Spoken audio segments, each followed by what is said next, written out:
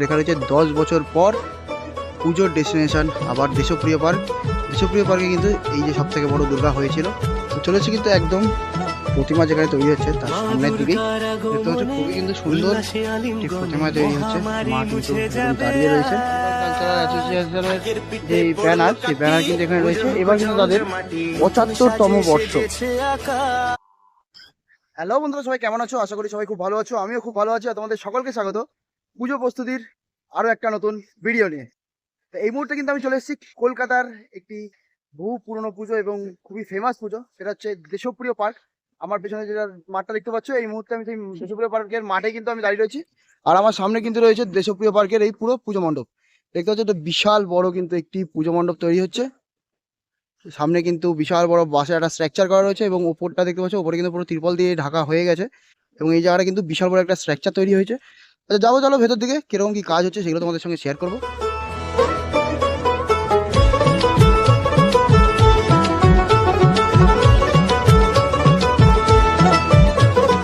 মা দুর্গার আগমনে উল্লাসে আলিঙ্গনে মহামারী মুছে যাবে আজ।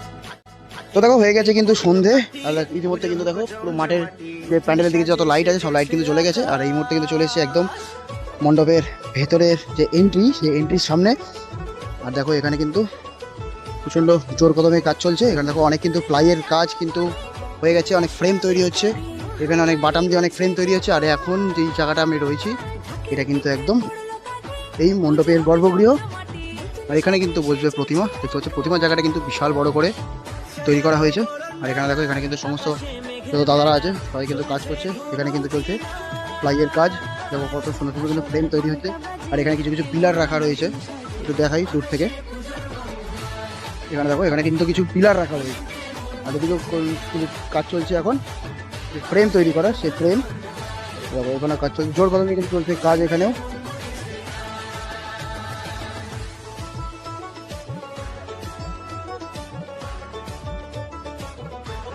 দাঁড়িয়ে যাচ্ছে কিন্তু পুরো ভেতরের এই মুহূর্তে কন্ডিশন। তো বাসের কাজ কিন্তু মোটামুটি কমপ্লিটেড হয়ে গেছে। বাইরের দিকে একটা বড় স্ট্রাকচার তৈরি হচ্ছে, জানি না ওখানে কি হতে চলেছে। আর এখানে দেখো এখানে কিন্তু খুব সুন্দর সুন্দর গেটের মতন এগুলো কিন্তু তৈরি হয়েছে। এই দেখো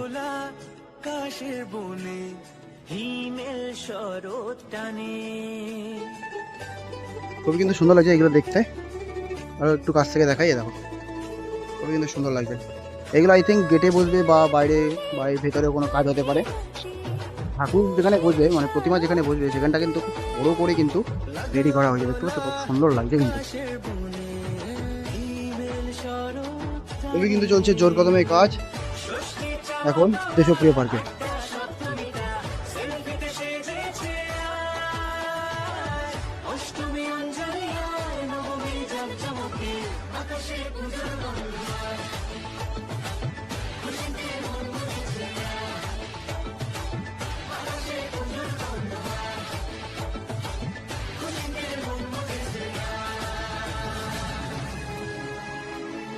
এখানটা দেখো এখানে কিন্তু বহু প্লাইবোর্ড কিন্তু এখানে রাখা রয়েছে। এই প্লাইবোর্ডগুলো দিয়েই কিন্তু তৈরি হচ্ছে এই যে ফ্রেমগুলো, এই ফ্রেমগুলো কিন্তু এই প্লাইবোর্ডগুলো দিয়েই তৈরি হচ্ছে। এবং এখানে কত পরিমাণে এই প্লাই রাখা আছে, উপরে চারিদিকে রাখা আছে, দারুণ লাগছে।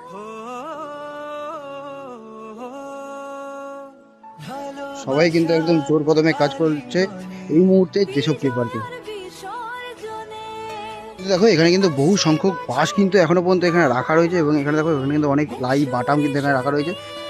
প্যান্ডেলের কাজ কিন্তু এখনো অনেক পরিমাণে বাকি রয়েছে, কারণ সামনের দিকে একটা বিশাল বড় স্ট্রাকচার হবে, যেটা যতটা জানতে পারলাম এখানকার যে শিল্পী আছেন বা দাদাদের থেকে যতটা জানতে পারলাম সামনে কিন্তু একটা বিশাল বড় স্ট্রাকচার হবে। তার জন্য কিন্তু আরও বাঁশ আসতে চলেছে ইতিমধ্যে। আর ইতিমধ্যে দেখো এখানে অনেক বাঁশ কিন্তু এখানে পড়ে রয়েছে। প্যান্ডেল কিন্তু অনেকটাই কমপ্লিটের দিকেই, কিন্তু সামনে যে স্ট্রাকচারটা হবে ওটা কিন্তু হবে অনেকটা বড়, এই জন্য কিন্তু এখানে বহু বাঁশ রয়েছে।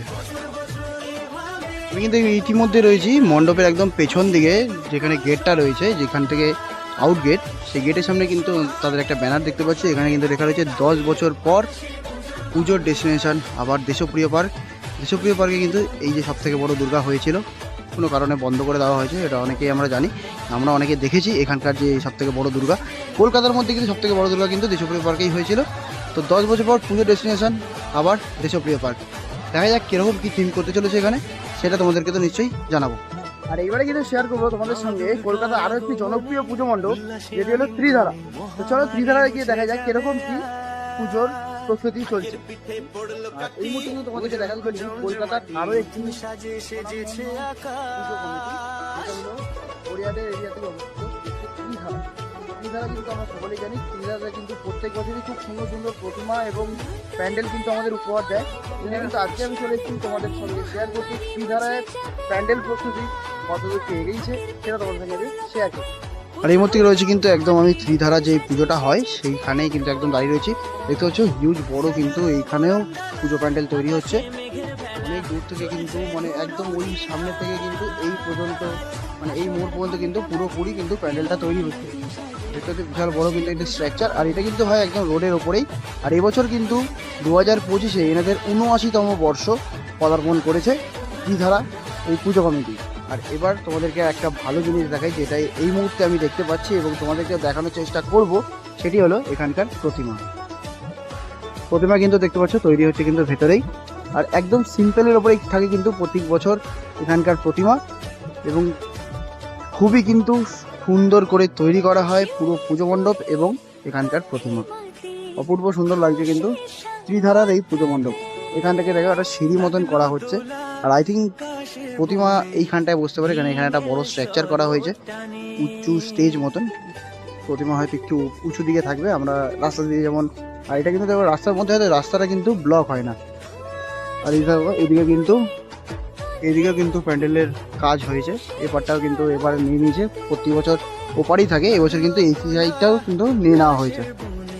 আর এখানটা থাকবে আই থিঙ্ক প্রতিমা, এবং এখানটা কিছু হয়তো করতে চলেছে, সেটা আস্তে আস্তে তোমাদেরকে দেখাবো। যত তাড়াতাড়ি প্যান্ডেল কমপ্লিট হবে সেরকমভাবেই তোমাদেরকে দেখাবো। চলেছে কিন্তু একদম প্রতিমা যেখানে তৈরি হচ্ছে তার সামনের দিকেই দেখতে পাচ্ছ, খুবই কিন্তু সুন্দর একটি প্রতিমা তৈরি হচ্ছে। মা কিন্তু একদম দাঁড়িয়ে রয়েছে এবং তার ছানাপোনারা কিন্তু পাশে দাঁড়িয়ে রয়েছেন। দেখো অনেক সামগ্রী কিন্তু চলেছে, রং করার কিছু জিনিসপত্র চলেছে, ইলেকট্রিক্যাল অনেক জিনিসপত্র এসছে। সত্যি খুব সুন্দর লাগছে কিন্তু ত্রিধারার এই পুজো প্যান্ডেল কমপ্লিট হয়ে গেলে তো সেটা তোমাদেরকে দেখাবো। আর এবারে যেই প্যান্ডেলটা তোমাদেরকে দেখাতে চলেছি, এটাও কিন্তু কলকাতার একটি বহু জনপ্রিয় পুজো মণ্ডপ। আশা করি অনেকে এই প্রতিমার ছবিটা দেখে হয়তো তোমরা বুঝতে পারছো আমি কোথায় এসেছি। যারা হয়তো জানো না তাদের জন্য বলছি, এই মুহূর্তে কিন্তু আমি দাঁড়িয়ে রয়েছি বালিগঞ্জ কালচারাল অ্যাসোসিয়েশনের সামনে। এই হচ্ছে বালিগঞ্জ কালচারাল অ্যাসোসিয়েশনের যে ব্যানার, সেই ব্যানার কিন্তু এখানে রয়েছে। এবার কিন্তু তাদের 75তম বর্ষ, আর এবছর কিন্তু প্যান্ডেলের হাইট অনেকটাই উঁচু হয়েছে। প্রতি বছরের তুলনায় এবছর কিন্তু অতি উঁচু কিন্তু পুরো পুজো মণ্ডপটা হয়েছে। আর দেখতে পাচ্ছি এখানে কিন্তু বহু বাঁশ পড়ে রয়েছে। আর এখানে যে ব্যানারটা রয়েছে, যে প্রতিমার ছবিটা, এটি কিন্তু 2024-এ এই পুজো হয়েছিল, আর এই প্রতিমাটা কিন্তু সেই সময় ছিল। খুবই সুন্দর কিন্তু তখনকার 2024-এর পুজো আমরা এখান থেকে উপহার পেয়েছি। প্রতি বছরই খুব সুন্দর সুন্দর প্যান্ডেল এবং প্রতিমা আমাদের উপহার দেয় এই বালিগঞ্জ কালচারাল অ্যাসোসিয়েশন।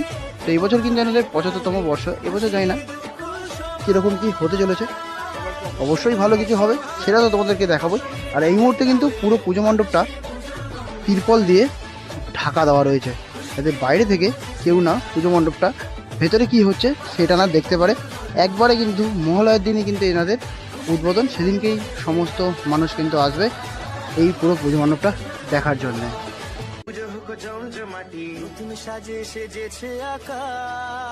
আর এই হচ্ছে তাদের ব্যানার, 75তম বর্ষ বালিগঞ্জ কালচারাল অ্যাসোসিয়েশন। অপূর্ব সুন্দর কিন্তু লাগছে। আর এবছর মানে 2024-এ যে প্রতিমাটা হয়েছিল অপূর্ব সুন্দর, যেরকম লাইটের কাজ ছিল সেরকম কিন্তু এখানকার যিনি শিল্পী ছিলেন তার হাতের কাজ। আর এখানে কিন্তু বহু বাঁশ কিন্তু এখানে পড়ে রয়েছে। যাবো সামনের দিকে, যদি তোমাদেরকে কিছু দেখাতে পারি অবশ্যই তোমাদেরকে সেটা দেখাবো। আর এই পুজোটা কিন্তু হয় একদম রাস্তার সাইডেই। পুজোর কটা দিন কিন্তু এই রাস্তাটা পুরো বন্ধ থাকে। আর এই মুহূর্তে ভেতরে কিন্তু জোর কদমে কাজ চলছে, অনেক আওয়াজ পাওয়া যাচ্ছে ভেতর থেকে। আর দেখতে পাচ্ছি সাইডগুলো কিন্তু টিন দিয়ে ব্যারিকেড করা রয়েছে, যাতে কেউ ভেতরে প্রবেশ না করতে পারে। এবছর এটি খুবই ভালো চমক দিতে চলেছে এই বালিগঞ্জ কালচারাল অ্যাসোসিয়েশনের পুজো কমিটি। আর এই হচ্ছে তাদের 2024-এর যে ব্যানার, সেই ব্যানার।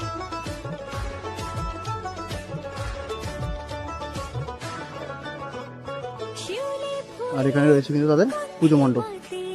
এবছর কিন্তু মণ্ডপের হাইটটা কিন্তু বিভৎস উঁচু হয়েছে, কোনোবার কিন্তু এত উঁচু হয় না, একটু কমই থাকে, এবছর কিন্তু অনেকটা উঁচু হয়েছে।